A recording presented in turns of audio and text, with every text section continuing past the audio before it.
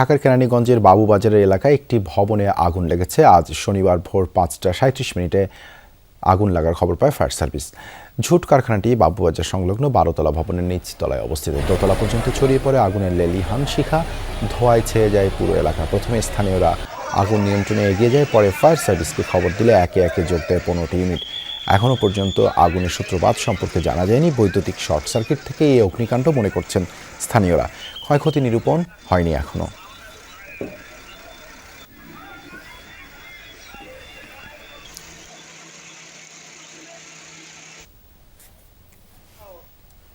এ বিষয়ে আরও জানাতে কেরানীগঞ্জ থেকে যোগ দিচ্ছেন সহকর্মী হাসিবুল করিম বিজয়।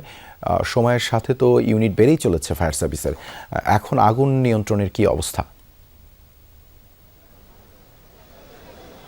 দেবাশিস, ফায়ার সার্ভিসের ১২টি ইউনিটই এখন পর্যন্ত কাজ করছে, তবে আগুন এখনও নিয়ন্ত্রণে এসেছে এমনটি বলা চলে না। তবে কিছুটা আগুন কিছুটা স্বাভাবিক হয়েছে বলা চলে। তবে ফায়ার সার্ভিসের সাথে কথা বলে যেমনটি বুঝতে পেরেছি যে তারা বলছেন যে এটি মূলত জুটের গোডাউন, এই কারণে আসলে আগুন নেভাতে তাদের বেশ বেগ পোহাতে হয়েছে। কিছুক্ষণ আগে ফায়ার সার্ভিসের একটি কর্মী, ফায়ার সার্ভিসের পরিচালক লেফটেন্যান্ট কর্নেল তাজুল ইসলাম, তিনি আমাদের সাথে কথা বলেছেন। তিনি যেমনটি আসলে জানিয়েছেন এটি মূলত যদি বলি আবাসিক এবং বাণিজ্যিক ভবন দুটি মিলিয়ে এটি মূলত একটি অবৈধ ভবনও বলা চলে ওই হিসাবে, কারণ এটি আবাসিক এলাকায় বাণিজ্যিকভাবে আসলে এভাবে জুটের গোডাউন দেওয়ার কোনো অনুমোদন ছাড়াই তারা আসলে এই গোডাউনটি দিয়েছে। তবে আমি যদি বলি যে এখানে কিন্তু ভোর ৪টা নাগাদ মূলত আগুনটি লাগে, কিন্তু ফায়ার সার্ভিস আসলে খবর পায় ৫টা ৪৫ ঘটিকায় এবং ফায়ার সার্ভিস খবর পাওয়ার পরপরই কিন্তু এখানে চলে আসে এবং এরপরে তারা আগুন নিয়ন্ত্রণের কাজ শুরু করে। আমরা একটু কথা বলবো এখানকার দোহার-নবাবগঞ্জের প্রতিনিধি সাথে, তিনি শুরু থেকে এখানে ছিলেন, তার সাথে একটু কথা বলবো। তিনি শুরুতে কি দেখেছেন এখানে এসে? আমি যদি আপনার কাছে একটু জানতে চাই, এখানে এসে আপনি আসলে কি দেখেছেন, আগুনের পরিস্থিতি আসলে তখন কেমন ছিল, ফায়ার সার্ভিস এসে কতটা আসলে আগুন নিয়ন্ত্রণে সক্ষম হয়েছে? যখনই আমি খবর পেয়েছি, খবর পাওয়ার সাথে সাথে আমরা এখানে ছুটে এসে দেখছি ফায়ার সার্ভিস সবাই মতো আসা শুরু করেছে। তবে স্থানীয় সূত্রে জানা গেছে, মার্কেটে যে মালিকগুলো আছে তাদের সূত্রে জানা গেছে যে ভোর রাত প্রায় ৪টা থেকে শুরু হয়েছে আগুনটা, নিজ বেসমেন্টে আগুনটা শুরু হয়েছে।